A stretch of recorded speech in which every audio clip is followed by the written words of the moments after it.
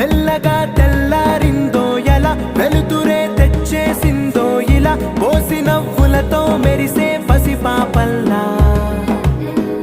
చేదతో బావులలో గలగల చెరువులో బాతుల ఈతల కళ